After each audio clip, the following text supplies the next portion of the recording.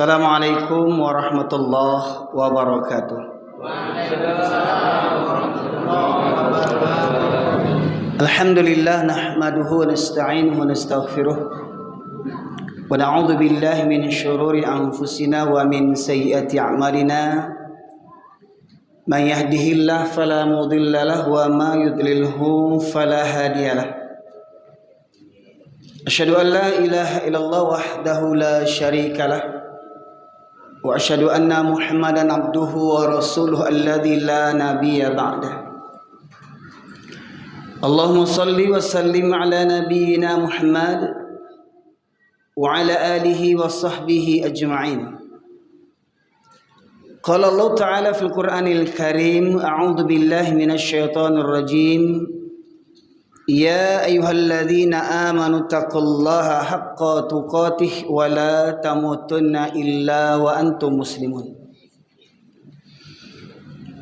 Amma ba'du, ma'asyiral muslimin, sidang jamaah tafaqquh fid din yang dirahmati oleh Allah. Syukur alhamdulillah kita haturkan kehadirat Allah Subhanahu wa taala di atas kelimpahan rahmat dan karunia yang masih Allah anugerahkan kepada kita. Serta salawat dan salam kita haturkan kepada junjungan kita Nabi besar Muhammad sallallahu alaihi wasallam, yang dengan diutusnya beliau menjadi rahmat bagi seluruh sekalian alam.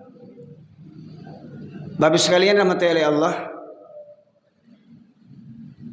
saya haturkan jazakallah khairal jaza. Terima kasih kepada pengurus yang telah berkenan menghadirkan saya di majelis ini, di mana memang saya secara pribadi men-share kegiatan dakwah saya. Ini merupakan safari saya yang kedua, seperti mana disampaikan oleh Bapak pengurus tadi yang menyampaikan kata sambutan. Sekitar beberapa bulan sebelum Ramadan kemarin, ada seorang pengurus masjid di Pekanbaru juga menghubungi Bapak Bupati Suhartibur untuk menanyakan nomor saya begitu. Qadarullah, ya, beliau dapat dari siapa begitu, akhirnya beliau hubungi saya beberapa bulan sebelum Ramadan tahun lalu. Dan ini merupakan inisiatif saya pribadi, merupakan safari dakwah saya yang kedua. Dan kalau memang Allah berkenan, nanti akan saya lakukan safari berikutnya sekitar 3 bulan sekali, Bapak sekalian. Sebagaimana pula yang saya lakukan di Jakarta setelah viral, memang berkali-kali saya diundang ke Jakarta, ke Aceh, Jambi, ya. Bapak sekalian rahmatullahi Allah, sebelumnya mohon maaf ini nanti kepada kawan-kawan media, kalau misalnya ada yang, kalau bisa jangan live ya, kalau misalnya ada yang bisa dipotong dari materi-materi saya, dipotong aja nanti, termasuk penyampaian seperti begini ya. Kalau bisa, kalau tidak bisa ya tidak masalah. Sebab nanti ada yang mengatakan materi saya berulang-ulang. Memang materi saya berulang-ulang Bapak Ibu sekalian. Karena Al-Quran juga diturunkan berulang-ulang, setahap demi setahap. Kenapa saya sampaikan di setiap materi itu berulang-ulang? Satu, mungkin jamaah hanya melihat di YouTube.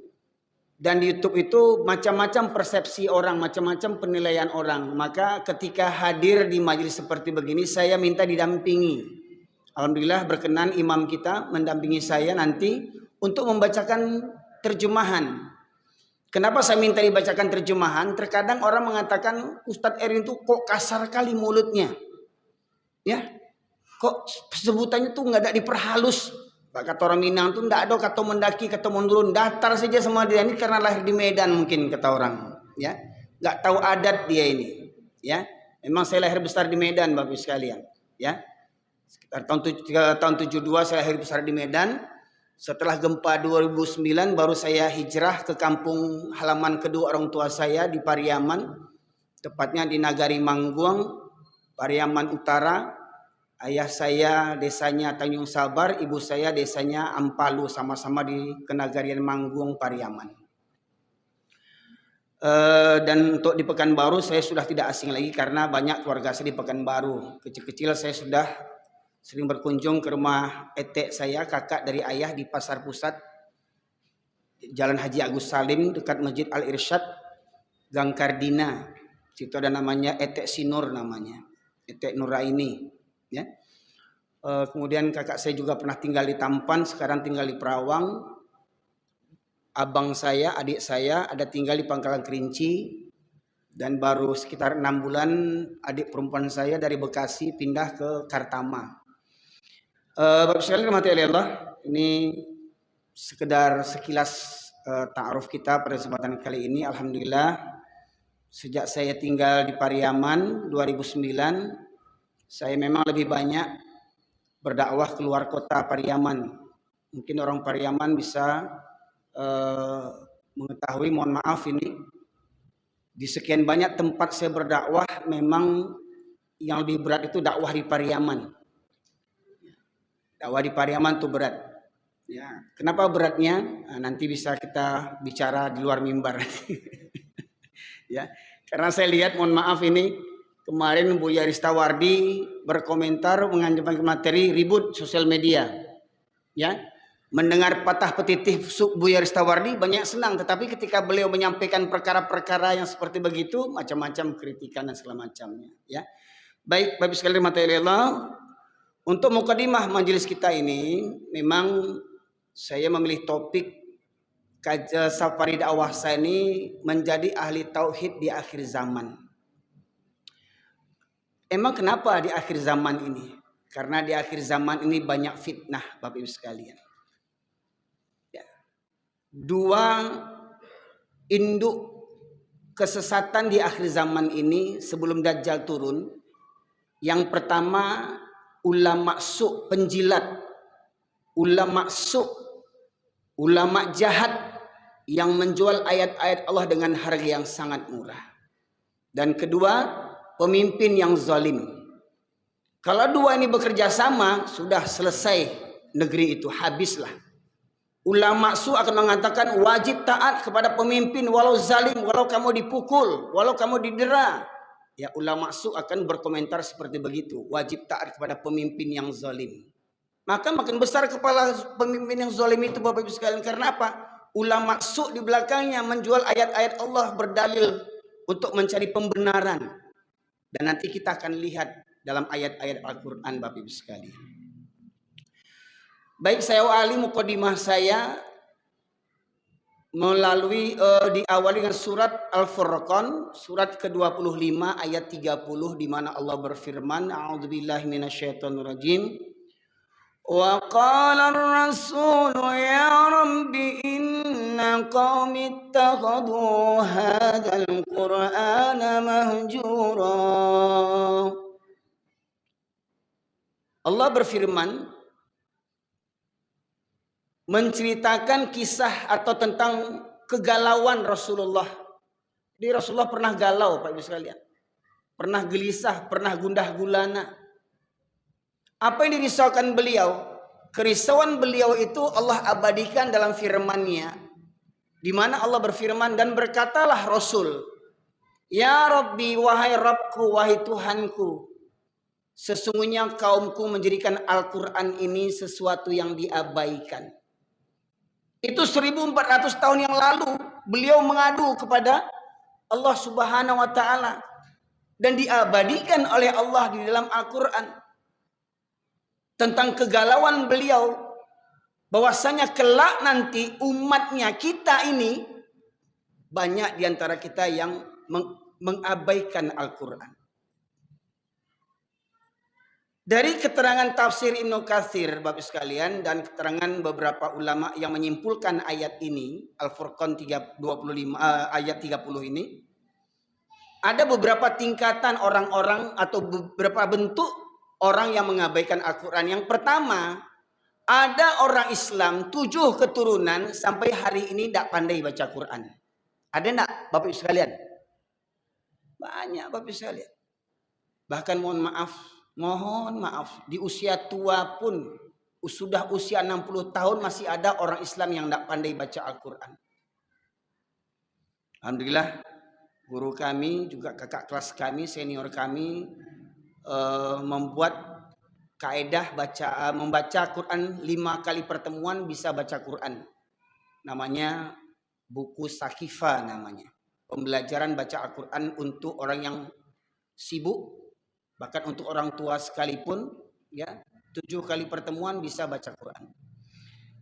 Itu yang pertama. Kriteria yang pertama, banyak kaum muslimin yang tidak pandai membaca Al-Quran. Yang kedua, ada yang bisa baca Quran tapi berantakan tahsin tajwidnya.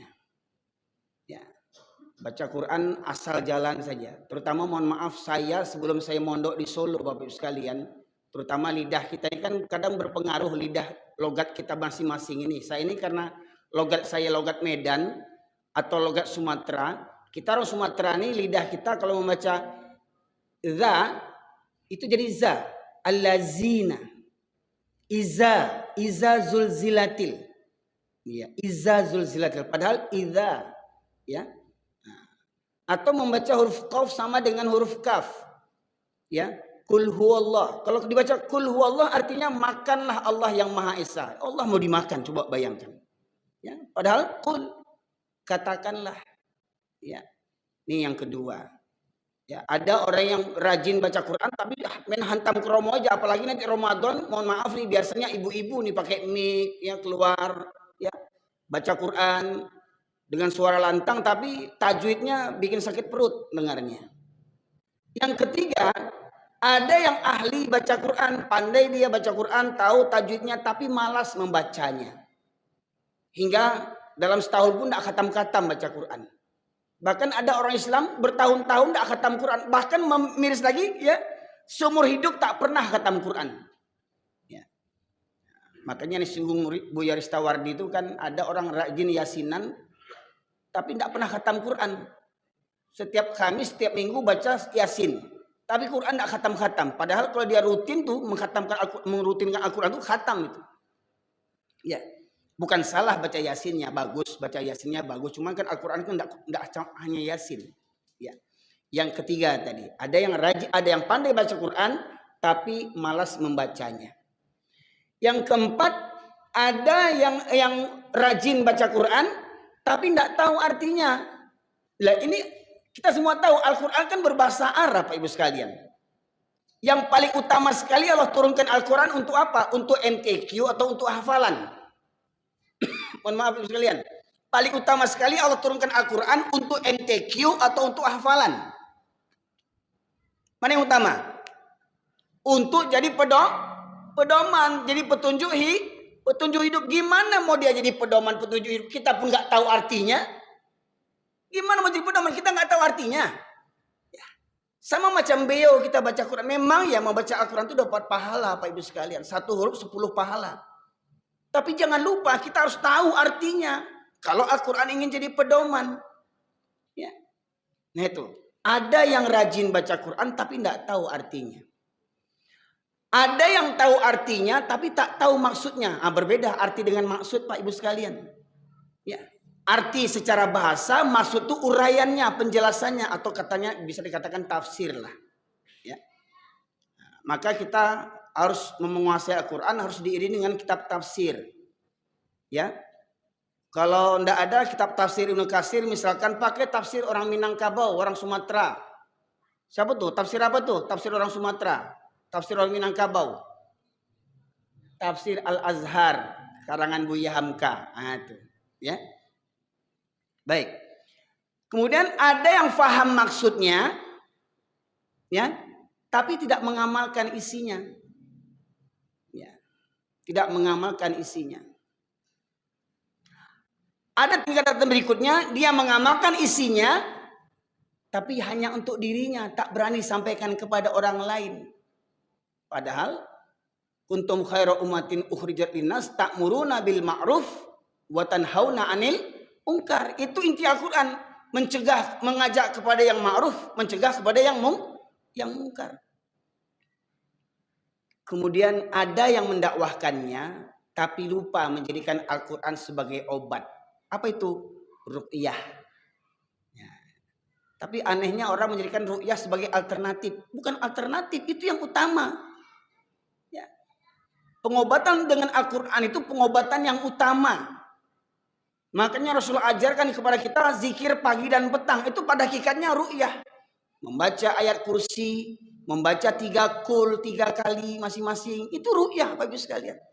Jadi kalau ada Bapak Ibu sakit, jangan berobat ke dokter dulu. Jangan apa-apa ke dokter dulu. Ru'yah dulu dengan Al-Quran. Bahkan ya, banyak ulama, Imam Syafi'i atau siapa itu ya, ketika beliau demam, beliau ambil air putih, ya, dia bacakan Al-Fatihah, ya, dan hitungan ganjil 1, 3, 5, 7, Al-Fatihah saja dengan air putih beliau minum, ya, itu Masya Allah sembuh, ya, atas kehendak Allah Subhanahu Wa Taala tentunya. Ya. Yang terakhir, ada orang yang faham keseluruhannya tapi tidak berani menggenggam Quran, itu maknanya tidak berani berjihad menegakkan kebenaran dalam isi Al-Quran. Nah, ini dari ayat Al-Quran, mukadimahnya. Jadi mohon maaf Bapak sekalian, dengan tidak mengurangi keagungan Al-Quran, nanti saya minta imam kita hanya membacakan terjemahannya karena waktu yang singkat. Karena saya yakin kita semua sudah, saya husnuzon, kita semua sudah sering baca Quran, tapi kita jarang mengupas artinya kan. Nah, baik. Sekalian, berkaitan khutbah saya yang viral, pro dan kontra orang memahaminya. Ya. Tapi alhamdulillah saya tidak khawatir dengan hal itu. Pasti ada pro dan kontra. Jangankan saya, Nabi aja banyak yang benci, siapalah saya? Siapalah saya? Ya. Rasulullah aja langsung mukjizat, ya, malaikat Jibril turun langsung, masih banyak aja musuhnya. Ya, apalagi saya, bisa lihat, ya. Maka mari kita mendengarkan.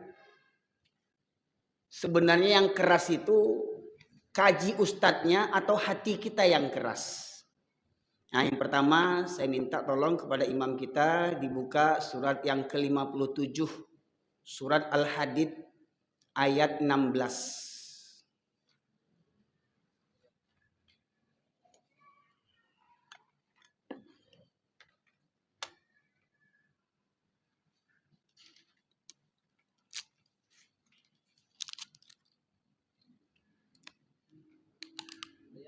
16. Ya. Artinya, belum tibakah waktunya bagi orang-orang yang beriman untuk secara khusyuk mengingat Allah dan mematuhi kebenaran yang telah diwahyukan kepada mereka. Dan janganlah mereka berlaku seperti orang-orang yang telah menerima kitab sebelum itu. Kemudian mereka melalui masa yang panjang sehingga hati mereka menjadi keras, dan banyak di antara mereka menjadi orang-orang fasik. Ya. Secara terjemahan sudah kita dengar itu.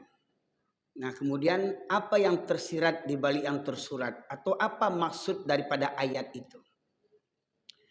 Alam ya'ni lilladzina amanu an tahsya'a qulubuhum li dzikrillah. Kalau bahasa kitanya, kapan lagi kita tunduk patuh pada Allah? Kapan lagi kita taat kepada Allah? Berapa umur? Sudah berapa umur? Jangan batu kowayang diampok jolai. Ajo-ajo. Ya. Lah gaek lah kemati batu kowayang diampok. Jo. Ya. Ingi umur jo kemati. Apa jo tu? Kau mati-mati jo lah besok dituang tu. Kan bagak orang Minang tu. Mati-mati jo lah besok dituang loh. Kan hebat orang Minang tu. Orang Minang mau dilawan. Hah. Tak takut je mati. Ya. Ya. Belumkah tiba masanya bagi orang-orang yang beriman. Allah sebut orang beriman, bukan orang kafir. Ya. Untuk tunduk khusyuk hati mereka. Tunduk kepada Allah, mengingat kebenaran yang turunkan dari Al-Quran. Kalau bahasa awaknya kapan lagi? Sudah berapa umur? Ya. Dulu kita kalau masa muda ditanya, Jo, bila sholat Jo? Tunggulah selesai kuliah. Lah selesai kuliah bila Jo? Tunggu dapat karajo. Lah dapat karajo bila sholat Jo? Tunggu bayi bini. Lah babini, bila sholat jo, tunggu punya anak. Lah punya anak, bila jo, tunggu pensiun. Ya. Kapan jo leh? Bila jo leh? Ya. Kalau bahasa baratnya ya, bahasa Parisnya, Pariaman sekitarnya. Ya.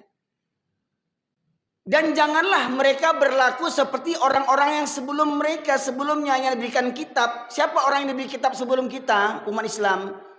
Orang Yahudi dan Nasrani. Mereka diberikan kitab Taurat, Zabur, dan Injil. Diutus Nabi kepada mereka. Tetapi mereka mendustakan para Nabi dan mendustakan kitab suci. Bahkan mereka berani menulis kitab suci dengan tangan-tangan mereka. Mereka tuliskan apa yang menurut hati selera mereka. Berani mereka menulis kitab suci dengan tangan mereka. Mereka katakan ini dari Allah. Maknanya apa ibu sekalian? Ada gejala nanti orang Islam perangannya seperti Yahudi. Perangannya seperti Yahudi. Sudah diutus Nabi, diberikan kitab suci, tapi diingkari. Bapak ibu sekalian. Diingkari. Nah, Bapak ibu sekalian dirahmati oleh Allah. Kemudian dalam ayat berikutnya, lalu berlalulah masa yang panjang. Maknanya berlalulah masa yang panjang maknanya apa? Lama mereka tidak belajar lagi Al-Quran. Lama mereka tidak merenungi ayat-ayat suci Al-Quran. Ya, dulu dia rajin mengaji, kemudian karena peruntungan, karena nasib, ya, karena banyak kesibukan, karena bertambah kerja, karena bertambah bini, bertambah anak, ya, tidak ada waktu mengaji, ya, bertambah kadai, bertambah kayo, bertambah bangsai, adolo bertambah bangsai durako jo leh. Ya. Ada miskin, sombong pula lagi itu. Ya. Nah, itu.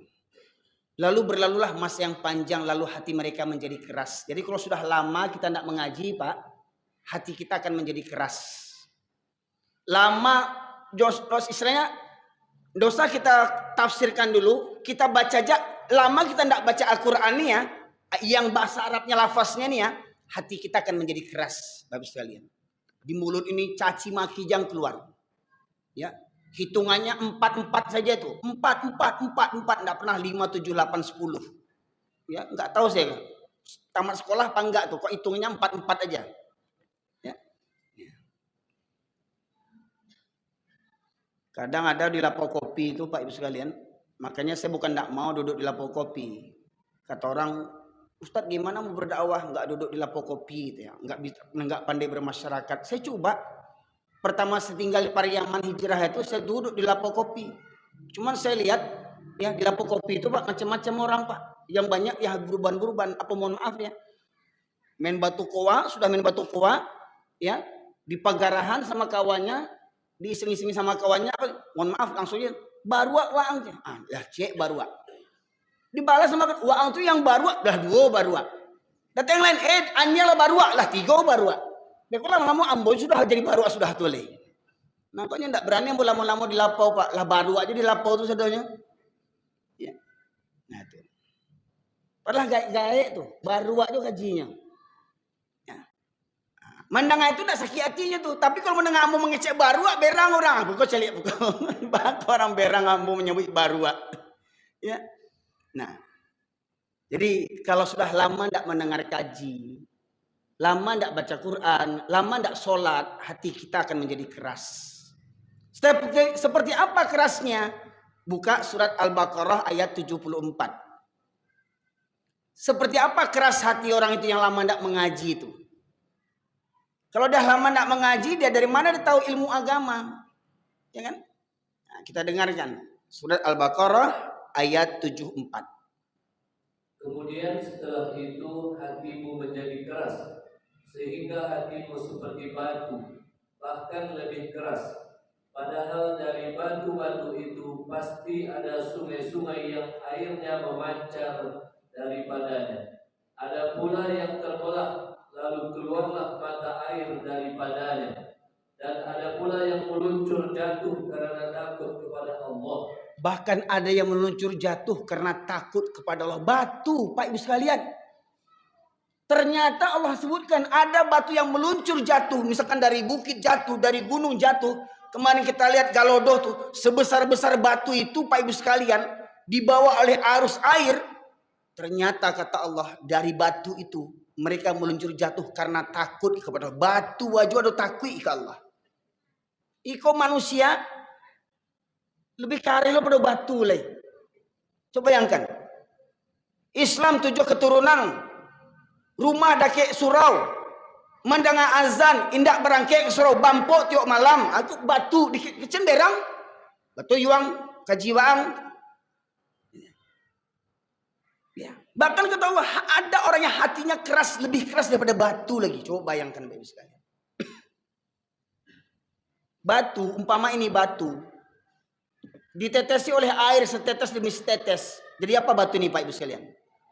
Berlubang sampai pecah dia. Itu batu Pak sama air setetes bisa hancur. Ini ada orang ya, rumah dekat masjid. Dengar azan aja tak tergerak hatinya itu dengar azan ke masjid. Sementara ada orang kafir yang mendengar azan bisa masuk Islam. Ini ada orang Islam mendengarkan azan tak pernah sholat. Ya Allah Pak Ibu, kalau kita buat survei lah, kalau terutama di kampung kita ya Pak, orang Minang gua. Kalau kita buat survei di kampung halaman kita, bisa kita cek banyak yang tak sholat di kampung kita itu. Mohon maaf nih, yang lihat di YouTube yang berang-berang, faktanya begitu. Ini. Jadi sebenarnya yang keras itu bukan kaji yang keras. Hati yang mendengar itu yang keras, yang selama kau berpenyakit. Dikasih tahu bukannya senang dia. Ya. Jadi ada 2 respon orang mendengar kaji. Kalau orang bodoh yang mendengarkan kaji, marah dia, caci maki. Tapi kalau yang kedua orang yang pintar, dia akan introspeksi diri. Ya. Nah sekarang apa yang membuat orang marah sama saya? Nah, ini saya ulang-ulang ayat yang viral yang sering saya, ya dengan ayatnya Allah viralkan saya. Ya Pak Ibu sekalian. Yang pertama Ustadz silahkan surat Al-A'raf 179 Ustadz.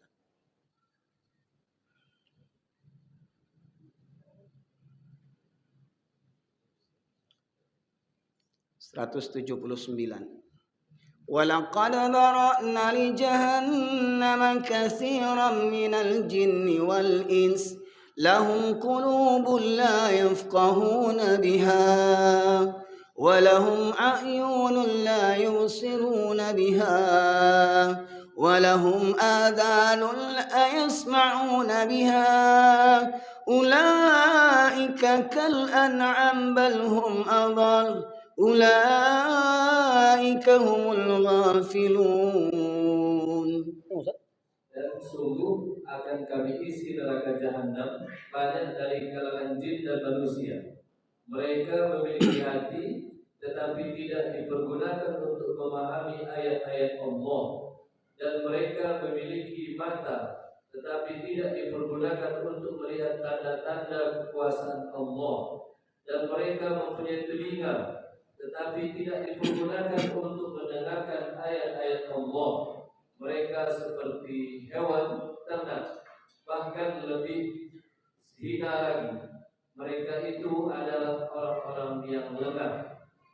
Dan akan kami penuhkan neraka jahanam kata Allah. Penuh neraka jahanam Pak Ibu sekalian. Diisi oleh golongan jin dan manusia.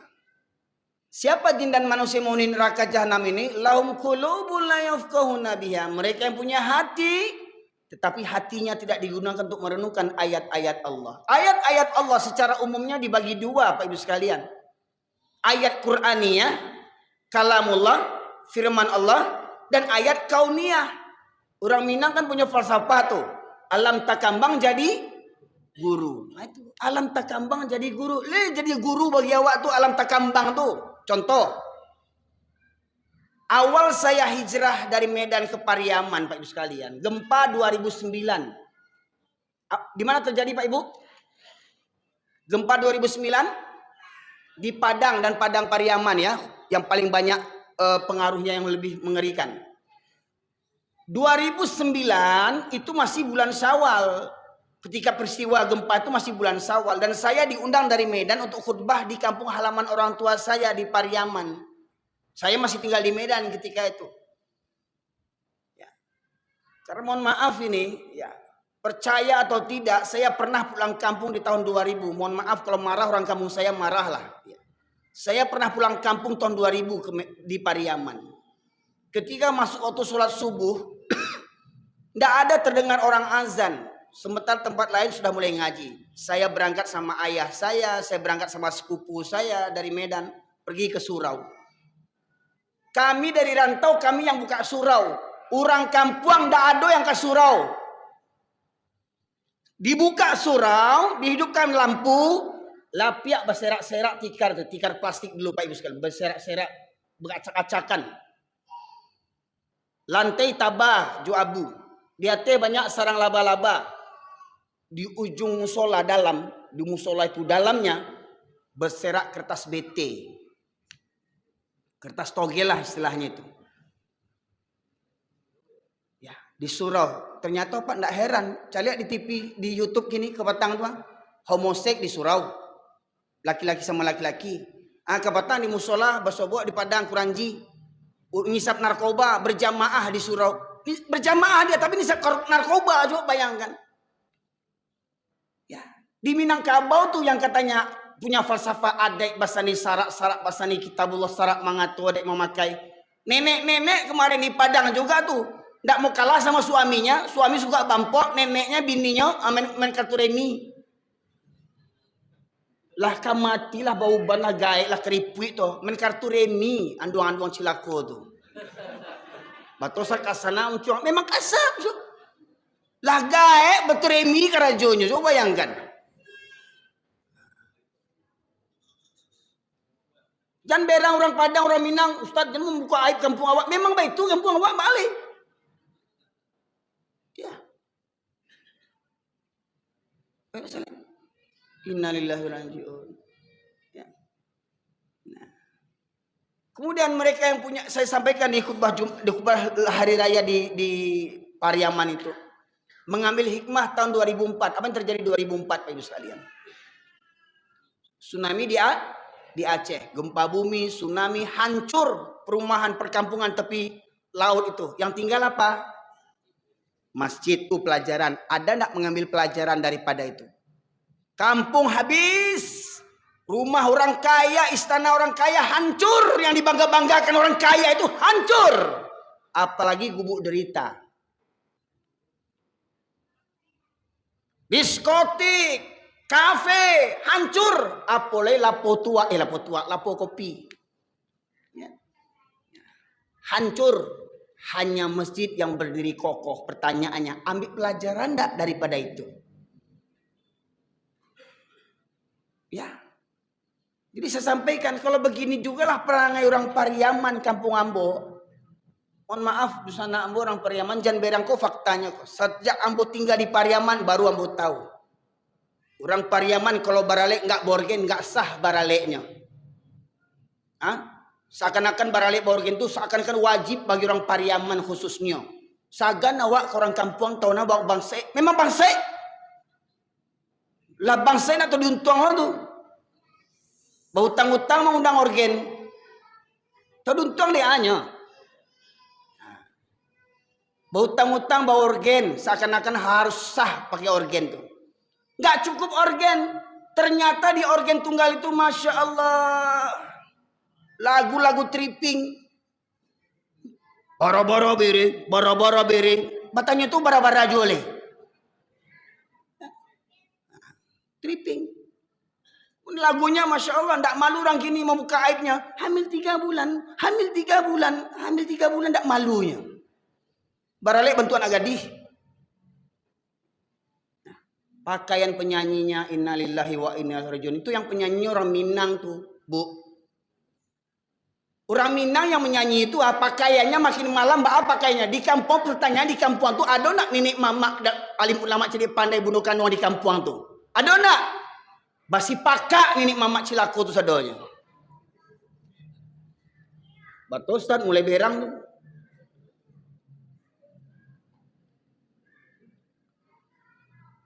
Kalau di Medan orang buka diskotik di Medan, orang joget-joget, orang mabuk-mabuk, orang nyanyi-nyanyi, peluk-pelukan, itu dalam ruangan diskotik. Tapi di kampung saya diskotiknya di mana orang barale? Jadi diskotik pentas tuh. Lampu disko seperti lampu disko. Berjoget dengan lampu yang gelap.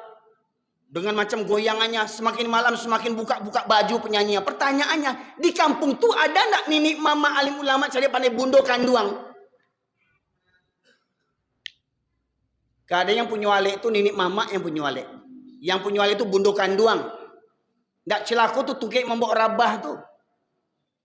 Enggak cukup di situ. Barale mabuk-mabuk. Mabuk-mabuk botol-botol minuman keras berserak-serak. Ya Allah ya Rabbi. Mengaku orang Baradai itu. Mengaku orang Baradai. Tolong yang marah sama saya, tolong saya tunjukkan di mana salah saya. Benar enggak kata saya ini? Ya. Itu kerja orang kampung selama ini. Masya Allah. Masjid lengang. Organ tunggal ramai. Kadang mohon maaf Masya Allah. Ibu-ibu wirid Yasin kadang. Pagi awal menikah baca Yasin, tengah hari goyang di bawah pentas joget ibu wirid Yasin. Astagfirullah.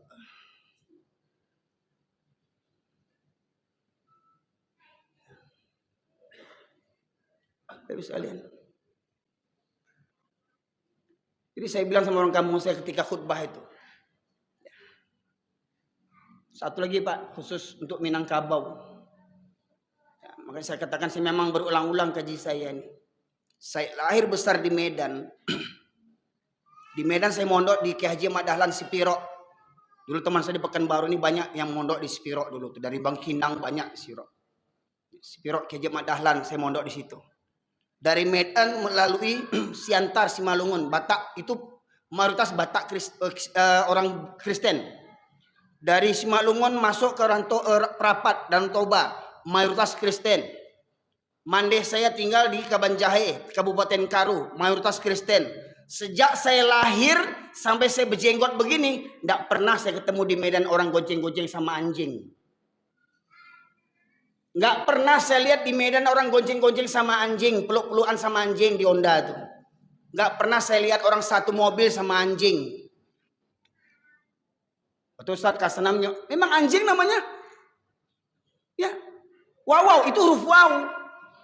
Nggak ada wow, anjing. Salah saya bilang anjing. Memang anjing. Kalau wow itu huruf wow. Wawun. Wow. Ya. Nggak pernah saya ketemu di Medan tuh Pak Ibu sekalian. Jadi cerita saya karang nih namanya. Nama saya cerita karang. Umpama kalau kita itu dari Padang mau ke Medan. Ya, naik bis ALS di perjalanan ketiduran ngantuk. Sedang di jalan sedang ngantuk-ngantuk tuh goyang-goyang mobilnya. Bangun-bangun, oh udah sampai kita di Medan ini. Karena Medan tuh banyak jalan berlobang. Ya, sama ketika kita mau Pekanbaru, Padang ya, di Petapahan, di Ujung Gading, udah macam Medan pula itu. Lobang-lobang jalan itu ya. Tapi kalau pas balik dari Medan mau ke Padang lagi, naik bis yang sama, bis ALS. Ya, karena saya dulu dari Spiro, dari Medan ke Solo itu naik bis ALS 3 hari 3 malam. Ya. 2 bangku untuk 4 orang kami, pangku-pangkuan. Ya, karena masih kecil. Kalau dari Medan kita pulang ke kampung ke Padang nih ALS, ketiduran. Pas lagi bangun-bangun, lihat di luar, sudah nampak orang goncengan sama anjing. Oh lah tiba di kampung kok. Jadi menanduan kampung awak Minangkabau di mana orang bogonceng Juanjiang Minangkabau tuh. Bahkan mohon maaf Pak, di Pekanbaru siapa yang keluar sama anjing pasti orang Minang. Marah Pak, faktanya begitu. Siapa yang keluar di Pekanbaru ini keluar sama anjing pagi-pagi 5-3 ekor anjing, orang Minang tuh pasti. Jambi ada orang keluar sama anjing, orang Minang. Bengkulu orang keluar sama anjing pasti orang Minang. Di Medan alhamdulillah nggak ada. Betul nggak, Pak? Ya. Jadi saya katakan kalau begitu jugalah Minangkabau.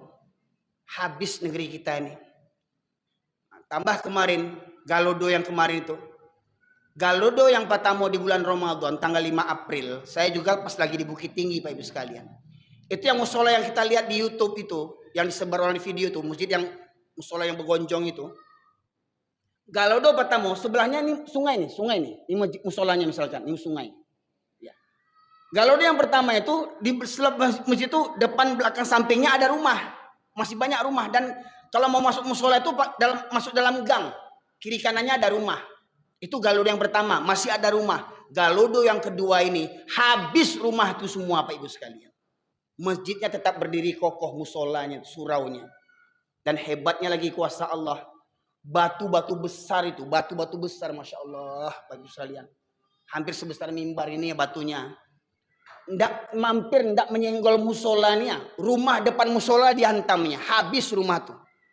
Bersusun batu gadang di situ. Ingat, itu perintah Allah batu itu Pak Ibu sekalian. Itu perintah Allah. Ndak ada kemampuan air menjalankan itu. Kun fayakun kata Allah. Batu jadi tentara Allah. Berdiri kokoh batu-batu itu di atas rumah-rumah, pondasi rumah-rumah di Simpang Batabuah Bukit Tinggi itu, Simpang Kecanduang itu. Habis sekalian, itu rute saya kalau saya dari Pariaman mau ngisi pengajian ke Payakumbuh, ya, saya lalunya di situ. Ya, Sungai Puah. Ya, habis sekalian.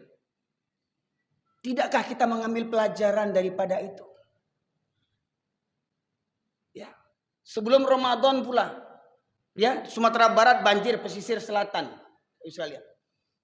6 bulan sebelum itu banjir di Kota Padang. Ada gunung di perbukitan di Kota Padang. Gunung itu dikikis Allah. Bukit-bukit itu dikikis Allah. Keluar mayat-mayat dan kuburan tuh Pak Ibu sekalian. Keluar. Untung tak mekik-mekik kuburan yang mayat-mayat itu. Tolong. Kalau mekik dia nggak kencing-kencing kalau nengoknya itu. Ya. Terbongkar kuburan tuh Pak Ibu sekalian. Pertanyaannya, tidakkah kita mengambil pelajaran? Punya hati, nggak ada takut. Bagaimana mungkin ada orang Minang Islam 7 keturunan sholat seminggu sekali? Bagaimana mungkin orang Minang yang beradat 7 keturunan adatnya Islam, agamanya Islam, adatnya Minangkabau, ya sholat seminggu sekali? Bagaimana ada orang Minang perempuan yang nggak tahu berjilbab hari ini? Masih ada nggak perempuan Minang yang nggak berjilbab hari ini? Banyak. Pulang kampung, Calia. Disabui orang Cina, kaliang. Ya. Kok orang Cina ada di panggaannya, di Nyuputiah. Kulah kaliang besar pendek lo tuh, besar pontong lagi di pakainya. Tak tahu duntuang. Besar pontong, orang Minang. Dia orang Baradai tuh. Mengaku orang Minang tuh. Punya hati, tidak ada takut kepada Allah. Punya mata, tidak melihat kebesaran Allah, kekuasaan Allah. Punya telinga, tidak mendengarkan ayat-ayat Allah. Malas mendengarkan kaji. Kadang khutbah Jumat dah datang seminggu sekali, main handphone pula itu. Ada pula datang seminggu sekali hari Jumat, duduk di parkiran dia. Ketawa-ketawa. Kalau pajak ketek belum sunat, belum balik, mending. Ini sudah lajang-lajang lah jadi ayah orang. Duduk di parkiran, nggak punya otak sebenarnya. Padahal kata Rasulullah itu ketika khotib naik mimbar, malaikat yang di pintu-pintu mencatat orang yang hadir itu duduk mendengarkan khutbah. Khotib, malaikat itu duduk. Ini duduk di parkiran, coba bayangkan.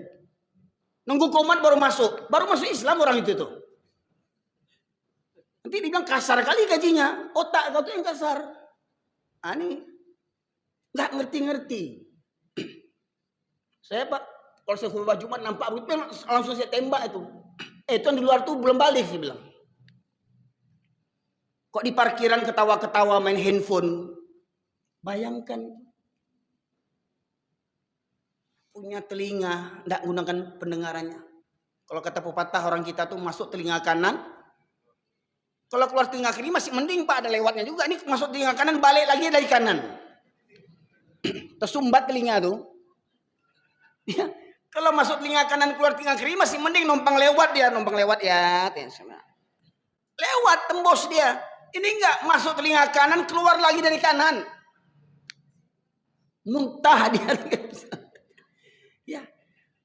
Orang yang seperti begitu punya hati, tidak takut kepada Allah, punya mata, tidak ambil pelajaran, punya telinga, tidak tergerak dia hatinya. Mereka seperti ulaika kal an'am, mereka seperti binatang ternak, bahum adol, bahkan lebih sesat, lebih hina daripada binatang lagi. Ya Ustaz ya? Surah Al-A'raf Ustaz 179. Bukan kata saya. Jadi kalau ada orang Minang yang sholat seminggu sekali, binatang tuh. Saya tuh poin aja kaji ini Pak. Saya berani karena ada Al-Quran. Kalau marah jangan marah sama saya, ambil Quran ini buang. Kalau ada orang Minang, padusi Minang tidak berjilbab, binatang tuh. Tidak mengerti jole. Batu lemah lembutlah kaji itu. Kalau orang masuk Islam, ya lemah lembut awak masuk Islam. Orang baru masuk Islam. Kalau Islam 7 keturunan. Lemah lembut jole. Lah bakare hati itu. Mendengar kaji tidak muah. Rumah dakek je surau kumusaji tidak mendengar ceramah tidak. Coba bayangkan tuh. Ulaika kal an'am balhum adol. Mereka seperti binatang ternak, bahkan lebih hina, lebih sesat daripada binatang ternak lagi. Pak Ibu, binatang ternak kan halal kan? Dicari orang juga nanti bulan Idul Adha kan? Sapi, kerbau, kambing. Pertanyaannya, mau nggak disamakan dengan kerbau? Tapi orang Minang kabau.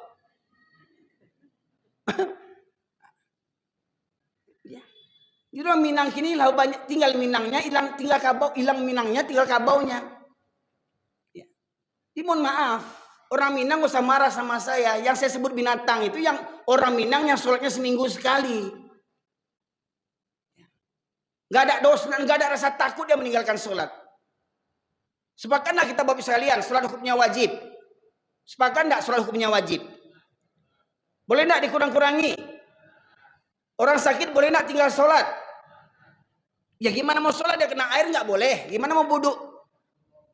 Tayamum, sudah tayamum. Mau sholat berdiri pening pala ini. Gimana mau sholat? Duduk melemas pula badan ini nggak sanggup mau muntah-muntah. Gimana? Berbaring nggak bisa pula angkat tangan Pak. Tangan nggak bisa. Hah? Tetap wajib sholat. Walau dengan isyarat. Sepakat. Coba survei pengantin waktu beralek gimana? Demi Allah berapa banyak yang sholat? Mohon maaf Pak. Menjadi hal yang lumrah bagi kita. Ya maklumlah namanya baralek. Siapa bilang kalau baralek boleh tinggal sholat? Orang kita bilang, orang kita sepakat semuanya. Kita sudah punya ilmunya. Orang sakit aja wajib sholat. Walau terbujur kaku di tempat tidur bertahun-tahun sakit. Masih ingat dia siapa orang yang datang. Tahu dia jam. Tahu dia raso masakan tuh, tetap wajib sholat walau sakit terbujur kaku di tempat tidur dia pakai pempes. Ini anak daru Jomara Pulai, pengantin laki pengantin perempuan sakit. Kenapa nggak sholat? Kewajiban kita sholatkan pengantin tuh. Biasanya sholatkan orang apa Pak? Memang pengantin itu sudah mati kerancaan. Balaga ratu sehari, ratu narako. Banggal jadi ratu sehari. Dek ratu itu nak sholat, ratu narako. Jujur nih. Berapa banyak orang yang beralek waktu pesta itu yang sholat. Coba bingung. Oh Ustaz kan beralek juga. Iya saya beralek. Tapi saya beralek bini saya nggak ada pakai gencu, nggak ada pakai celak, nggak ada make up, nggak ada suntiang. Ya cantik juga bagi saya nih. Memangnya untuk saya kan bini saya, untuk apa saya pamerkan sama laki orang? Nanti naksir pula laki orang. Apa katanya? Barana ampe kau dia nanti jual. Soan lah. Lah barana ampe bini awak di nanti orang jole. Bila kemati laki kau je.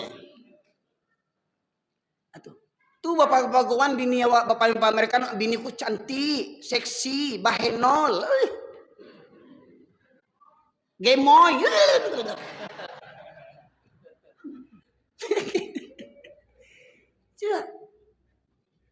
Ada yang anehnya di kampung atau di mana-mana ada ibu-ibu pakai jilbab dapat hadiah dari orang pulang umroh jilbabnya sepaha. Di bawahnya serawalejin dipakainya. Coba bayangkan. Itu ibu sakit utak, bunduk kandung sakit utak namanya itu. Ada pula ibu-ibu jilbab hadiah dari ulang umroh tua sepaha tua. Serau pontong lagi dipakainya. Masa orang Minang, padusi Minang tak tahu adai orang Minang ba'a menutup aurat? Hah? Usah lihat. Jadi kalau ada orang Minang yang baralik nak sholat tu binatang tu. Lebih buruk pun binatang. Mohon maaf Pak, jangan salah faham. Itu kata Allah, saya jelaskan firman Allah itu sajaleh-jalehnya. Tidak ada takwik meninggal sholat. Senyum-senyum pula itu. Foto, kadang foto, mohon maaf nih foto nih. Kadang kita mau pula dibodoh-bodohin. Foto pengantin laki-laki sama perempuan. Istri saya suruh di pengantin laki-laki tegaknya. Istri kita suruh di pengantin laki-laki samping berdiri. Nah kita yang perempuan, yang suaminya di samping pengantin perempuan. Mau pula itu di sebelah laki orang foto-fotoan gaya bebas. Andi ya. Sebelah bini orang awak berfoto, nak ada rasa malu, nak ada rasa cemburu. Coba yang mengaku beradai lo tuh. Adek sia tuh. Nah, ini foto. Di depan ruang tamu tuh ada namanya tergambar foto itu namanya, foto prawedding. Apa arti prawedding tuh? Apa arti prawedding tuh? Hah? Belum nikah kan? Belum nikah lah foto bawa paluannya, nak kurang aja tuh. Belum nikah lah bawa paluan.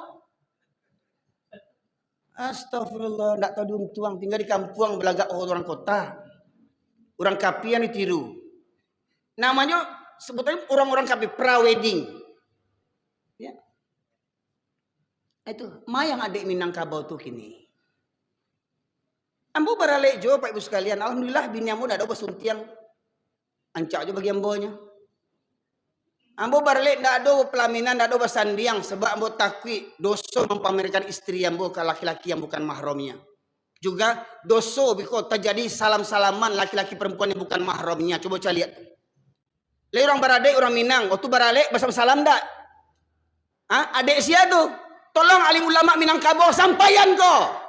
Apa hukumnya berjabat tangan laki-laki perempuan yang bukan mahramnya? Belagak mengerti adai. Adai pas ni sarak pas ni kitabullah, sarak mengatur adik memakai gadang otak. Mohon maaf nih Pak Ibu sekalian. Kadang habis sholat raya, habis sholat Idul Fitri, salam-salaman satu lapangan tuh semua laki perempuan. Ada siapa itu? Ya.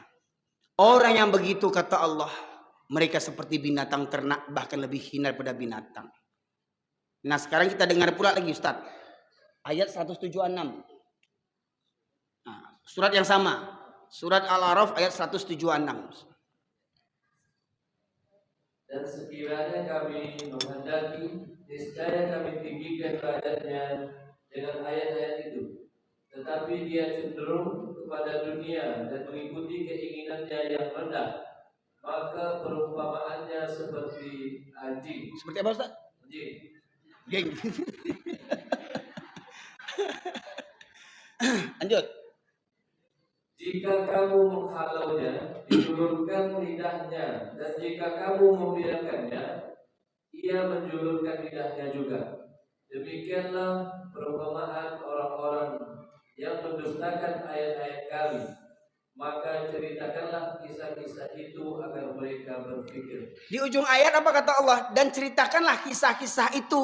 Mananya Pak, wajib sampaikan ayat ini. Tapi anehnya orang disampaikan ayat ini ada yang tersinggung. Wah, engkau kok anjing-anjingnya ojo ndak ada lembah lembutnya. Ya. Ini. Agar mereka berpikir. Nah, jadi Al-Qur'an ini untuk yang hanya berpikir bahasa awalnya, untuk yang punya otak aja kaji kok. Yang nak punya otak akan masuk kaji kok dah.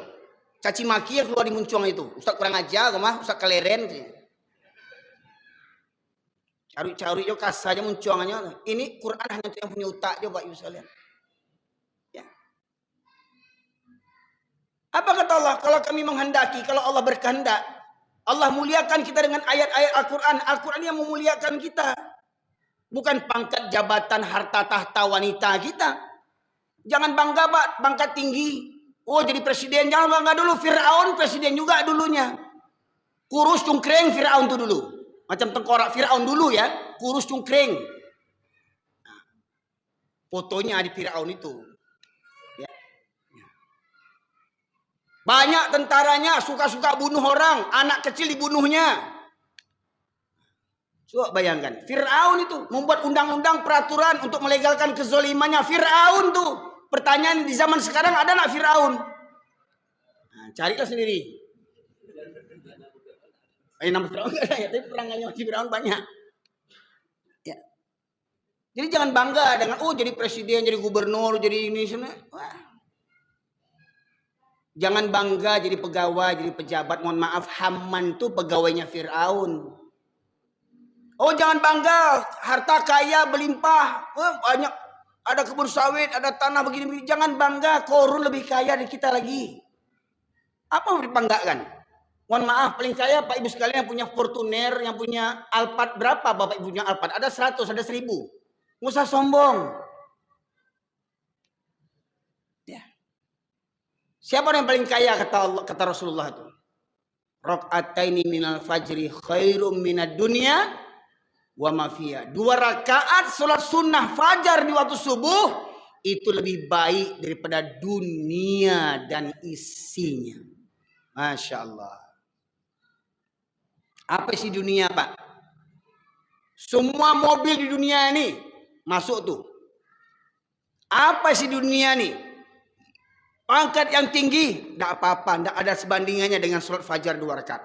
Apa sih dunia tuh? Perempuan cantik, tidak apa-apanya dibandingkan sholat 2 rakaat itu.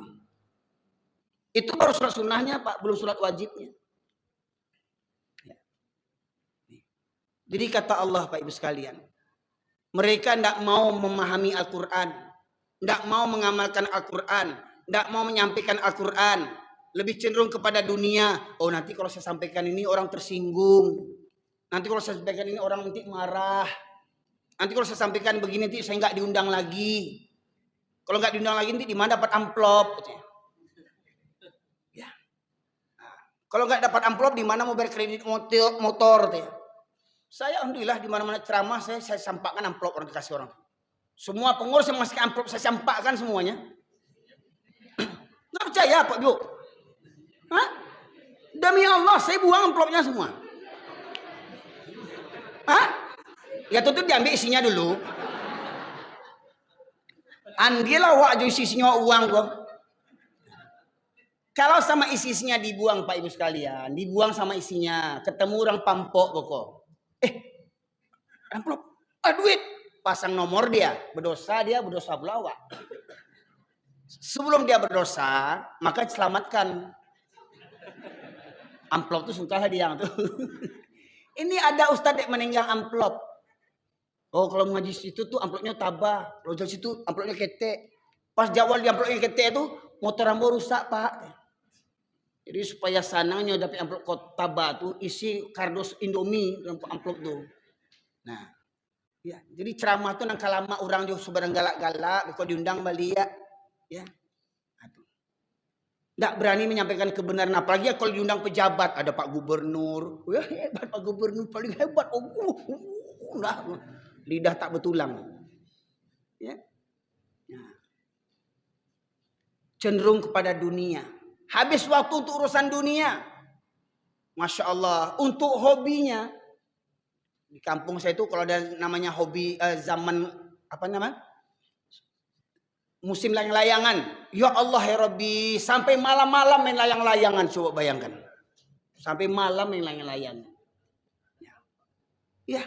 Pakai lampu dia Ustaz. Orang pakai lampu. Ya. Oh yang muda-mudanya hobi main futsal. Main futsal sanggup. Ke masjid tidak sanggup. Maka memang benar. Perjalanan yang terjauh dan terberat bagi laki-laki itu Pak Ibu. Perjalanan ke masjid. Berapa banyak pemuda sanggup mendaki Gunung Merapi, Gunung Sumbing, Gunung Selamet, gunung apa, tapi mereka tak sanggup sholat. Kami mendaki gunung juga Bu, waktu saya nyantri mendaki gunung pula, Gunung tertinggi di Jawa Tengah itu saudara kita Gunung Selamat. Tapi kami di puncak itu sholat berjamaah kami subuh. Azan kami berkumandang di puncak gunung tuh. Melihat kebesaran Allah itu menggeletar hati ini. Ya Allah, inilah gunung. Kalau kau letuskan gunung ini Allah, jadi apalah kami ini. Menambah kekusukan kita sholat di puncak gunung Pak Ibu sekalian. Untuk melatih fisik kita. Ya. Ya. Banyak orang sanggup lari maraton, sanggup main goes-goes, main sepeda. Tapi tak sanggup sholat. Anak-anak kita kuliah ke Padang, kuliah kemana-mana, kuliah ke Jakarta, kuliah ke Jogja, kuliah ke luar negeri. Tapi pulang liburan gak sanggup ke masjid. Gak sanggup ke masjid. Mohon maaf, haji sudah tiap tahun, umroh tiap bulan, saking kayanya. Ke masjid, pulang gak sanggup ke masjid rutin. Karena dah merasa banyak pahala dari sholat di Masjidil Haram, Masjid Aqsa katanya. Ya. Baik sekalian. Cenderung kepada dunia dan merupakan hawa nafsunya yang rendah, maka perumpamannya seperti anjing kata Allah. Itu kata Allah Pak. Perlu dipelunak bahasanya. Aku ya, Allah katakan anjing, katakan anjing. Kalau dibaca gugur enggak dapat pahala kita. Ya. Fa masalu kamatsali huhu. Enggak ada artinya. Ya. Kalbun. Ya. Bapak Ibu sekalian. Terakhir, Ustaz buka surat Al-Anfal ayat 22. 22. Sesungguhnya makhluk bergerak yang bernyawa yang paling buruk dalam pandangan Allah ialah mereka yang tuli dan bisu, tidak mendengar dan memahami kebenaran, yaitu orang-orang yang tidak mengerti. Jadi kalau terjemahan ini Pak Ibu sekalian sudah dipelunak juga nih sebenarnya nih. Ya, makhluk bergerak, banyak orang nggak respon kalau makhluk bergerak. Kalau makhluk bergerak itu apa Ibu sekalian? Makhluk yang bergerak. Apa saja makhluk yang bergerak? Makhluk yang bergerak apa Ibu? Pohon makhluk enggak? Pohon makhluk enggak? Bisa jalan-jalan? Enggak. Ya. Binatang makhluk enggak? Bisa bergerak enggak? Manusia makhluk enggak? Bisa bergerak enggak? Jadi kalau terjemahan yang lain Pak Ibu sekalian, ya. Sesungguhnya inna syarrad dawab. Dawab itu akhirnya binatang melata sebenarnya. Seburuk-buruk binatang itu, ini mohon maaf. Kalau menurut Bapak Ibu sekalian, binatang yang paling buruk, paling hina itu apa? Anjing. Babi. Satu lagi? Ada binatang favorit nih, di kampung awak banyak nih. Barua itu. Biasanya kalau orang naik tensi di Sabui ini. Kalau orang naik tensi di Sabui ini binatang yang 3 favorit ini. Menurut kita binatang yang paling buruk itu, paling hina itu anjing, babi, barua. Tapi menurut Allah, inna syarrad dawab indallah, binatang yang paling buruk dalam pandangan Allah, orang yang peka dan orang yang bisu. Binatang paling buruk di muka bumi kata Allah. Siapa orang yang peka ini? Tak namuh mendengar kaji. Manusia tak namuh mendengar kaji. Tak namuh mendengar nasihat. Tak tergerak hatinya mendengarkan azan. Basi paka, basi bana, basi turia. Nah, itu hebat orang Minang tuh. Makanannya basi paka. Ya. Kemudian orang yang bisu. Siapa orang yang bisu nih? Biasanya yang mengecewa siapa? Ulama, alim ulama, dai, mubalih, tidak berani mengecek, dosa berceramah. Ya. Amar ma'ruf, nahi mungkar, sampaikan. Tapi orang banyak menyampaikan yang ma'ruf, tapi tidak berani mencegah yang mungkar. Ya. Ayo sholat, berani. Tapi mencegah yang mungkar, mohon maaf. Di kampung awak, kita rajin sholat. Di kampung awak, jualan narkoba, nggak berani kita ngomong apa-apa. Diam kita. Betul enggak? Takut dilaporin, ya. Kadang ya samanya memang mubazir juga Pak, dilaporin ke polisi, polisinya yang agen narkoba, coba bayangkan. Kejadian nggak? Ya.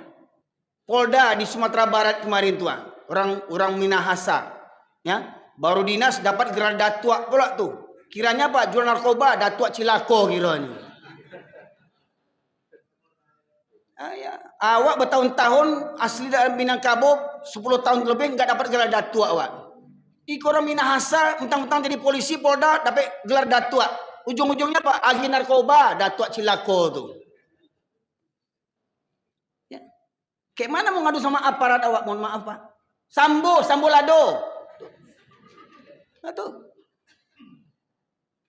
Dek orang kafir dibunuhnya seorang, dek orang kafir lalu membunuh orang kafir mati seorang ribu se Indonesia.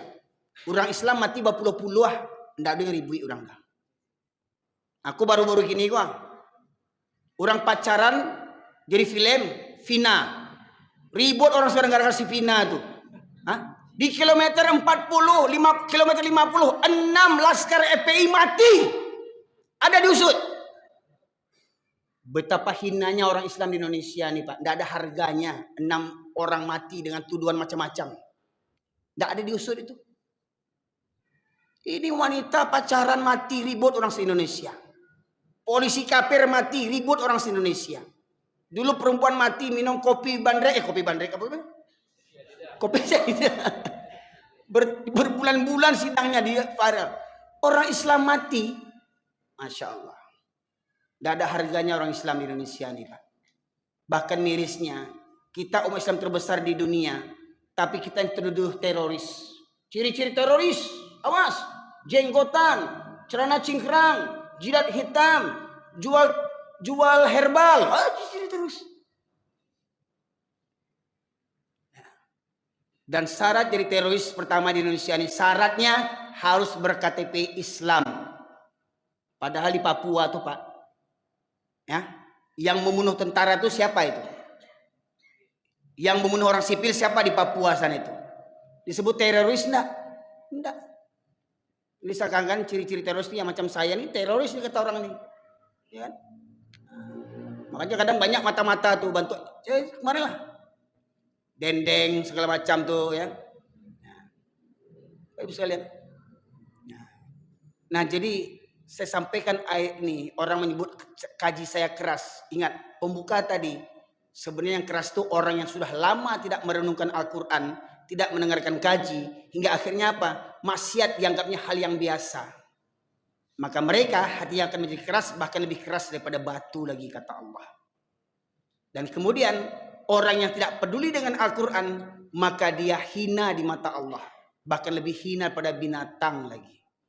Allah samakan orang Islam yang biasa sering meninggalkan sholat dan segala itu baru sholat Pak Ibu, belum yang lain-lainnya. Ya, mereka Allah samakan dengan binatang ternak, sama dengan anjing, bahkan lebih hina daripada anjing, babi dan kera lagi. Orang yang tidak peduli, tidak mau mendengarkan kaji, tidak mau menyampaikan kebenaran. Pak Ibu sekalian. Nah makanya Pak Ibu sekalian mohon maaf ini di masjid kita ini yang hadir di mana-mana saya lihat banyak yang tua. Mana yang pemudanya mana nih? Ya. Bapak Ibu di rumah ada anak muda enggak di rumah? Ada pada merantau semua. Ya. Mana anak mudanya? Yang asli penduduk sini pemudanya mana? Ada? Tunjuk tangan. Yang anak SMP asli warga sini. Ada berapa orang? Yang anak SMA ada berapa orang? Nah, alhamdulillah saya dengar dari Pak Pengurus ya bahwasanya masjid ini tergabung dengan komunitas kelompok Masjid Pemberdayaan Nasional. Pak Ibu sekalian, saya sudah 2 kali ke Jogokarian. Masjid fenomenal yang saldonya 0. Kenapa saldonya 0? Miskin? Enggak. Saya sudah ikut pelatihan PMB, pelatihan Masjid Bilioner, Masjid Pontianak di Kapal Munzalan. Di Masjid Kapal Munzalan Pak Ibu sekalian, infak per bulan yang mereka dapatkan, pernah tahu enggak Pak Ibu sekalian? Bapak tahu Pak enggak? Ada yang tahu? Di Masjid Kapal Munzalan Pontianak, infak yang mereka dapat setiap bulannya 5 sampai 9 miliar Pak. Tiap bulan. Kok bisa sebanyak itu? Pertama, masjid ini untuk melayani umat. Ya. Buka 24 jam. Tidak ada tutup-tutup. Bahkan Masjid Jogokarian buka 24 jam. Kalau memang nggak boleh tidur di masjid, takut dia ngences, takut busuk karpetnya, sediakan penginapan gratis. Sediakan tempat tidur khusus bagi musafir. Masjid Jogokarian ada hotel berkelas bintang 4, ada pakai spring bed, pakai televisi, pakai AC, gratis penginapannya. Ya. Masjid Kapal Munzalan begitu juga. Ya. Masjid Kapal Munzalan apa kiatnya dibuatnya? Sampai 5 miliar per bulan infaknya. Pertama tadi masjid buka 24 jam. Fasilitas kamar mandi tidak ada kunci-kunci. Ya. Bersih kamar mandinya. Kemudian jamaah yang jauh rumahnya dijemput dengan mobil. Dijemput sama mobil, Pak. Kalau ada bapak-bapak yang rumahnya jauh dari sini ingin sholat kemari karena nyaman pakai AC segala macamnya, silahkan dijemput sama pengurus nanti. Masjid Kapal Munzalan begitu. Pertamanya mereka meminjam 1 mobil untuk menjemput jamaah. Dijemput jamaah sholat subuh. Habis sholat subuh dikasih sarapan gratis. Nanti dijemput zuhur. Habis sholat zuhur dikasih makan siang gratis. Jadi kalau ada yang bilang nanti kalau saya makan siang gratis, omon-omon. Sorry. Ya. Orang masjid dah dari dulu membuatnya. Ya, akhirnya berubah, nggak jadi makan siang, makan pagi. Sudah berubah lagi, cuma untuk sahur aja sudah tuh lagi. Orang masjid dah buat, ya, Masjid Kapal Munzalan Pak Ibu sekalian dengan cabang-cabangnya. Dijemput jamaah sholat maghrib atau isya, malam dikasih makan siang gratis. Dibuka kajian asar, tahsin tajwid, belajar tahsin, belajar tajwid supaya bapak-bapak ini pulang bawa sembako, kaya miskin bawa sembako, Masjid Kapal Munzalan. Kalau ada jamaah terlilit hutang riba karena dulu tidak mengaji, tidak tahu dia hukum riba, beli mobil pakai riba, beli rumah pakai riba, nikah pakai riba, kuliah pakai riba. Jadi nggak heran banyak sarjana-sarjana koruptor, ya, pakai riba. Nggak tahu dia dulu nggak mengaji. Setelah dia tahu mengaji, mau melunasi hutangnya nggak ada duit. Masjid yang melunasi hutangnya. Masjid yang melunasi Pak Ibu sekalian. Kalau ada jamaah tidak ada biaya sekolah anaknya dari SD sampai sarjana, masjid yang menyekolahkan. Pak Ibu sekalian, dari SD sampai sarjana. Mohon maaf Pak, siapa sih nggak mau sekolah Islam? Siapa sih yang nggak mau sekolah pesantren? Cuman masalahnya Pak, sekolah hari ini yang bagus-bagus Islam hanya untuk orang kaya Pak. Bu, masuk SD IT, SMP IT, berapa bayarannya? 10 juta, 15 juta. Gimana orang miskin mau masuk? Beli sepatu aja nggak ada duit. Akhirnya sekolah itu untuk orang-orang kaya-kaya aja sekarang. Tambah pula sekarang kuliah, katanya uang kuliah mau dinaikkan lagi. Kan hebat itu kan. Nah, itu. Di Masjid Kapal Munzalan, jamaah yang tidak ada biaya sekolah anaknya dari SD sampai sarjana, masjid yang menyekolahkan. Masjid Kapal Munzalan, kalau ibu ingin modal usaha, tidak perlu utang riba sama bank. Masjid yang meminjamkan. Masjid yang memodalinya. Ya, kalau mampu, kalau ada hasilnya dipulangkan. Kalau nggak ada hasil, ya sudah sama-sama menanggungnya. Tidak ada beranak-beranak uang itu. Pinjam 1 juta, balik 1 juta. Walaupun lunasnya 10 tahun. Ya, misalnya.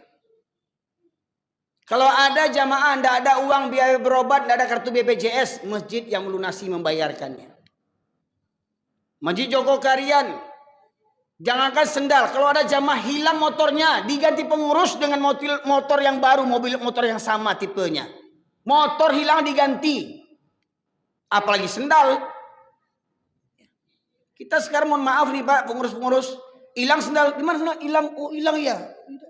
Diam aja, akhirnya jamaah pulang jalan kaki ayam. Ya belikanlah sendalnya baru. Itu masjid sana Pak. Nah, mudah-mudahan masjid sini bisa seperti begitu. Ya. Pak Ibu sekalian. Ya. Kemudian Kapal Munzalan tadi Pak, dari 1 mobil, kalau tidak salah Masjid Kapal Munzalan ini mulai difungsikan sekitar tahun 2016 kalau tidak salah. Saya ikut pelatihannya tuh, pelatihan yang kelima saya. Dari awal dia meminjam mobil jamaah. Sekarang masjid itu sudah punya 30 mobil berbagai macam tipe. 3 diantaranya mobil Alphard Pak. Mobil Alphard untuk menjemput jamaah sholat, bukan menyebut presiden, bukan menyebut gubernur, bukan untuk orang-orang kaya, untuk menjemput jamaah sholat pakai mobil Alphard. Kita doakan Masjid Al-Huda nanti punya mobil Alphard untuk menjemput jamaah sholat. Kalaupun belum ada Alphard, mobil ambulan pun jadilah. Ya supaya cepat sampai kan, bunyikan sirenenya kan supaya. Saya alhamdulillah sejak saya viral ini Pak, saya pernah dikawal sama mobil ambulan 2 kali. Syukur belum mobil jenazah. Saking viralnya saya, yang mengawal saya itu mobil ambulan. Sampai tiba. Kan hebat tuh, nggak ada ustaz yang kayak begitu, cuman saya ini kawal kayak ambulan. Kan hebat itu, Bapak Ibu sekalian. Jadi mohon maaf Pak, tanda hari kiamat itu terlontar oleh kata tokoh seorang Yahudi mengatakan, bernama Goldamir, kita tidak perlu takut kepada umat Islam selagi masjidnya umat Islam di waktu subuh tidak seramai seperti waktu sholat Jumat. Pak, kira-kira masjid kita ini kalau Jumatan penuh sampai ke atas Pak? Penuh? Pertanyaannya, subuh berapa saf? 2 saf. Jamaah yang lainnya kemana kok 2 saf? Oh, karena banyak masjid. Oke, banyak masjid. Pertanyaan ini, mohon maaf Pak, kalau hari raya sholatnya di mana nih? Di masjid? Penuh kan? Masjid lainnya di masjid juga penuh kan? Kenapa masjid raya penuh waktu hari raya? Subuh tidak penuh. Karena betul lah kata Buya Hamka, kalau ingin melihat orang Islam, lihat waktu sholat hari raya. Yang penjudi datang, yang koruptor datang, yang orang zalim suka membunuh datang, agen narkoba datang, pelacur datang, pezina datang. Itu hari raya, itu orang Islam, KTP-nya. Tapi kata Buya Hamka, kalau ingin melihat orang beriman, lihat waktu subuh. Siapa yang selalu datang waktu subuh, itulah tanda imannya. Maka Ibu, kalau ingin cari menantu Bu, jangan di kantor BRI. Ya, riba. Jangan di kantor pajak. Riba. Walau gajinya banyak, uang pajak haram tuh Bu. Ya. Nah, jangan cari di pasar, cari menantu. Kalau ingin cari menantu tuh di masjid waktu subuh. Siapa yang selalu datang ke masjid waktu subuh, ambil jadi menantu. Walau umurnya 65 tahun. Loh kok ketawa? Bapak Ibu, sekarang Ibu pilih tuh bapak-bapak itu tuh. Siapa yang rajin ke masjid, walau 60 tahun, ambil jadi menantu. Saya yakin menantu Ibu yang 65 tahun tuh nggak akan selingkuh lagi. Coba nggak percaya? Ya apa gunanya punya menantu muda, ganteng, punya mobil mewah, sarjana, SAG, S-nya, S1, S2, S4, ke masjid nggak subuh, ngapain? Ngapain begitu? Mohon maaf Pak, mohon maaf, di kampung saya ada sekolah STIB. Di Pariaman itu ada sekolah STIB. Sekolah Tinggi Ilmu Barua. Jadi barua di kampung ambo Pak, sarjana Pak, nggak sombong ambo. Di kampung ambo barua aja sarjana. Tapi yo barua tuh nggak pernah ke surau. Barua dan sarjana tuh nggak pernah ke surau. Barua. Jadi kalau ada anak awak minantu awak le sarjana, sari ke surau, abe dojo barua. Hah? Oto Pajero untuk jalan-jalan ke kantor barangke kamu saji indah. Barua. Atau sakasana gaji. Itu gajinya. Jadi nggak usah bangga kalau anak menantu sarjana, nggak usah bangga. Kampung ambo barua sarjana Bu. Tapi yo barua tuh nggak pernah baca Quran, nggak pernah ikut pengajian, nggak pernah ke surau barua. Ya, nah ini. Jadi kata tokoh Yahudi tadi itu, mereka tidak akan takut kepada umat Islam sampai masjidnya umat Islam di waktu subuh seramai waktu sholat Jumat. Makanya celik Pak Ibu sekalian, saudara kita di Palestina berpuluh tahun dibantai, nggak takut mereka itu. Saudara kita di Palestina dibantai hancur-hancuran Bu, Pak. Anak kecil hancur kepalanya. Nggak ada negara Islam yang melindungi, membela. Bayangkan itu. Tetapi Israel yang penjajah, Israel yang pembantai itu dibantu sama Amerika yang katanya negara demokrasi, negara yang menjunjung hak asasi manusia. Amerika membantu Israel, Inggris, Jerman, Prancis, datang tentaranya, datang alat-alat perangnya, membela Israel. Saudara kita di Palestina, siapa yang merimpin tentaranya? Ada tentara Islam yang berani datang sana. Berani sama orang Islam aja bantainya. Makanya orang kafir Yahudi itu tidak takut, Pak Ibu sekalian. Kenapa? Dia tahu kita cuma pandai mengutuk. Bertahun-tahun begitu, Pak Ibu sekalian. Mereka mengukurnya daripada sholat subuh. Kenapa mereka mengukur sholat subuh? Karena benar kata Rasulullah, sholat yang berat bagi orang munafik, sholat isya dan subuh berjamaah. Jadi kalau ada laki-laki yang sering nggak datang ke masjid waktu isya dan subuh, munafik. Dan ingat, jangan sampai orang munafik itu ada di rumah kita. Apakah suamilah namanya, apakah ayahlah namanya, anak lelakilah namanya, menantukah namanya, sholat suka di rumah sholatnya, munafik kata Rasulullah. Dalam hadis yang lain Rasulullah tegaskan, sebaik-baik sholat laki-laki yang fardu itu di masjid, sebaik-baik sholat fardu wanita itu di rumah. Tapi bila wanita meminta izin sholat di masjid, jangan dihalangi. Jadi kalau ada laki-laki yang sholat di rumah, itu namanya laki-laki solehah.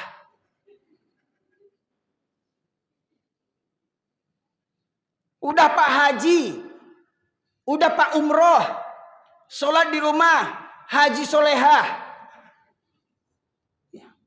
Tempat sholat fardu bagi laki-laki itu di masjid, bukan di rumah. Di rumah itu untuk padusi. Kalau Rasulullah katakan, aku ingin segera dikumandangkan qomat dan aku berkeliling kampung sembari membawa kayu bakar. Apabila aku dapati ada laki-laki yang masih berada di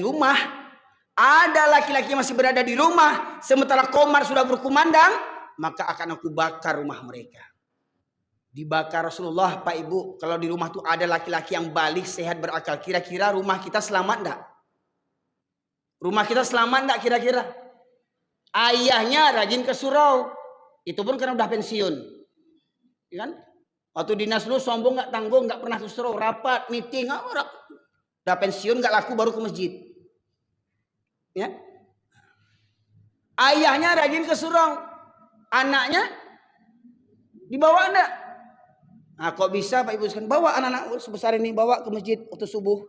Ya kalau dia ribut-ribut lari-lari wajar, nama juga anak-anak, dunia anak-anak. Ya, tapi kalau bapak-bapak yang lari-lari yang kurang ajar tuh namanya itu. Kalau anak-anak yang lari-lari ribut wajar, itu anak-anak. Tapi kalau bapak-bapak yang ribut itu kurang ajar, sepak bapak tuh keluar tuh. Dunia anak-anak memang dunia bermain, Pak Ibu sekalian. Tapi dia sambil walau dia bermain, dia sambil merekam itu. Coba lihat. Anak-anak TK nggak pandai baca, nggak pandai tulis, hafal lagu cinta nggak? Apa lagu cinta dia? Ya, anak TK itu. Jadi anak-anak ini rekamannya bagus Pak Ibu sekalian. Ketika Bapak Ibu bawa dia sejak kecil ini akan terekam sama jiwanya. Dulu aku kecil dibawa sama ayahku ke masjid. Alhamdulillah. Ya. Jadi jangan diusir Pak. Anak-anak ribut tuh jangan diusir. Diarahkan saja. Jangan ribut ya. Jangan. Rahasia tuh. Gak diajang di ayahang. Kiranya menantu awak kiranya. Sama cucu awak lupa. Kiranya awak hari itu cucu awak. Gak diajang di ayahang. Si ayahang. Pakai. Ini anak cucu bawa kiranya. Main hari-hari aja. Ya. Maka pengurus masjid hendaknya melayani umat. Ya. Di Masjid Seragen itu Pak, Masjid Al-Falah itu dibuka restoran gratis. Masya Allah, dibuka restoran. Jangan mau kalah Pak, kita dipandang ke orang punya restoran, punya kafe. Nanti kita masjid buat kafe gratis. Nih baru saya lihat nih masjid 1 juta pemuda Pak.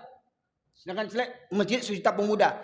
Jamaah yang ketiduran di musola bukan diusir, dibangunkan dikasih bantal.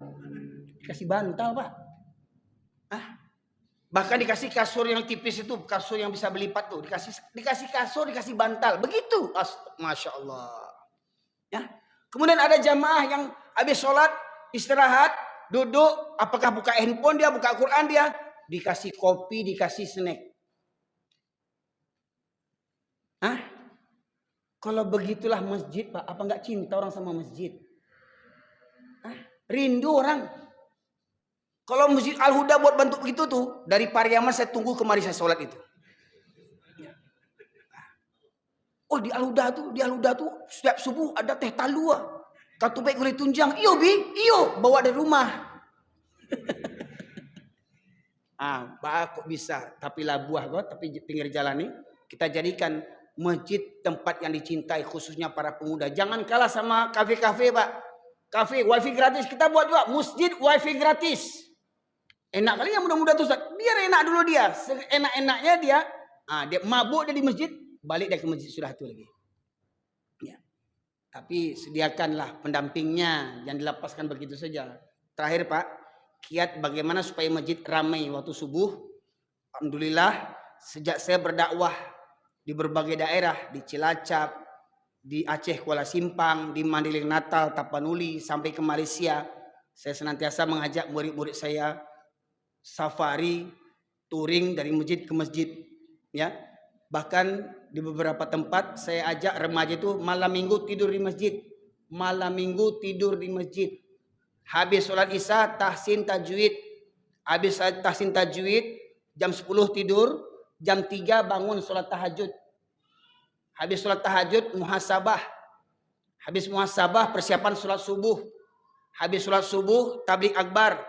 Habis tabligh akbar dapat sarapan gratis setiap malam Ahad, malam minggu. Jadi alihkan perhatian remaja-remaja, pemuda-pemuda malam minggu di kafe-kafe. Kita buat malam minggu di masjid.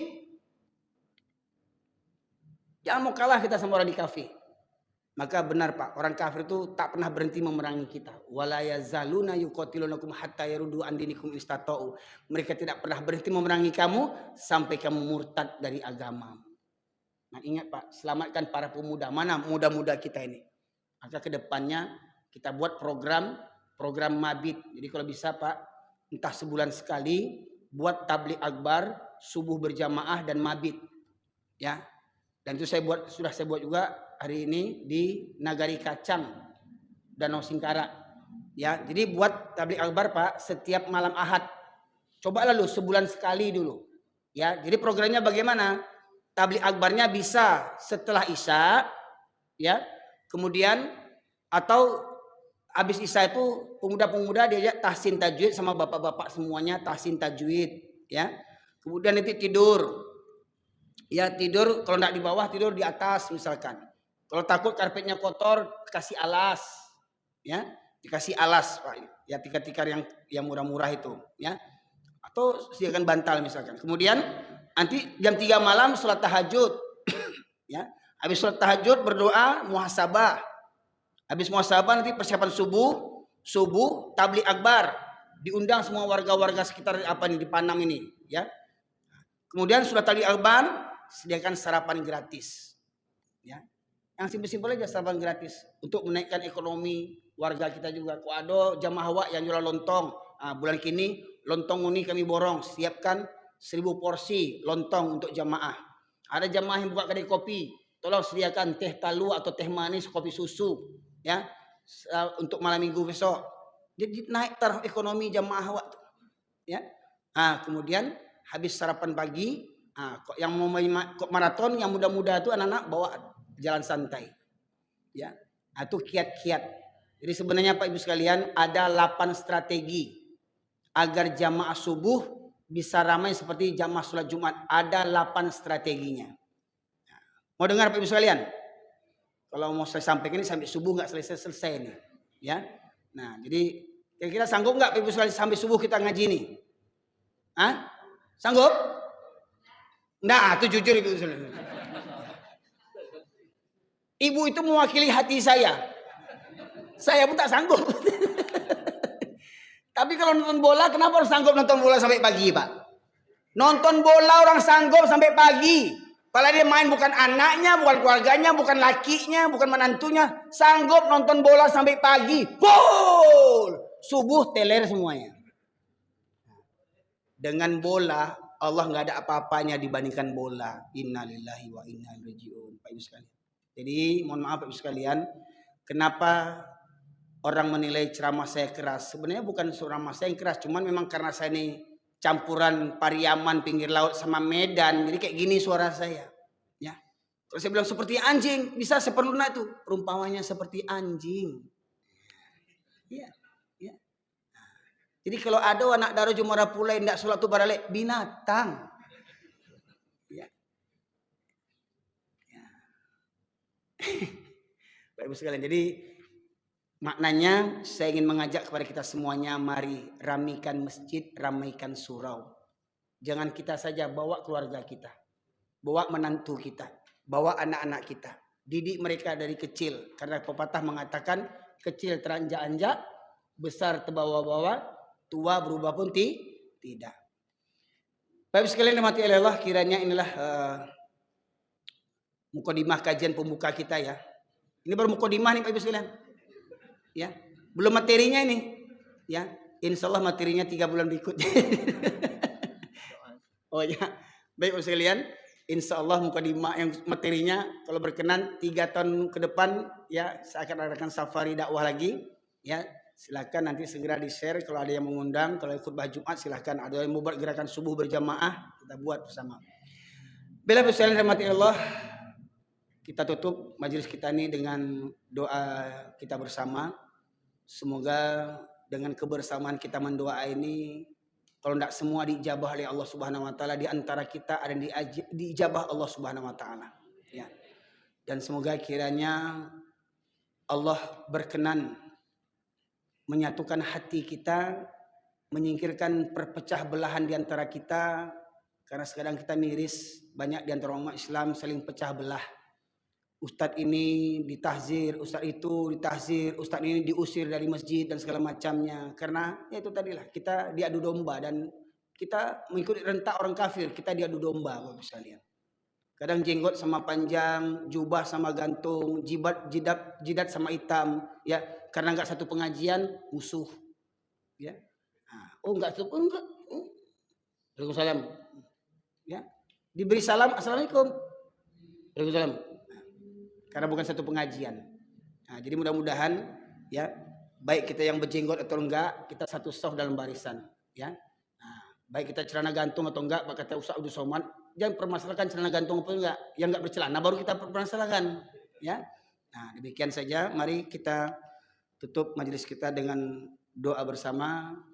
Nabda bi Al-Fatihah, Ummul Quran, A'udzubillahi minasyaitonirrajim. Bismillahirrahmanirrahim. Alhamdulillahirabbil alamin arrahmanir rahim maliki yaumiddin.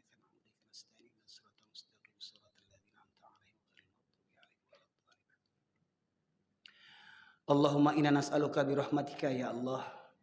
Allahumma inni as'aluka bi rahmatika ya Allah. Allahumma shalli wa sallim ala nabiyyina Muhammad wa ala alihi wa sahbihi ajma'in. Allahumma fil muslimin wal muslimat wal mu'minina wal mu'minat al ahya'i minhum wal amwat innaka qadil hajat.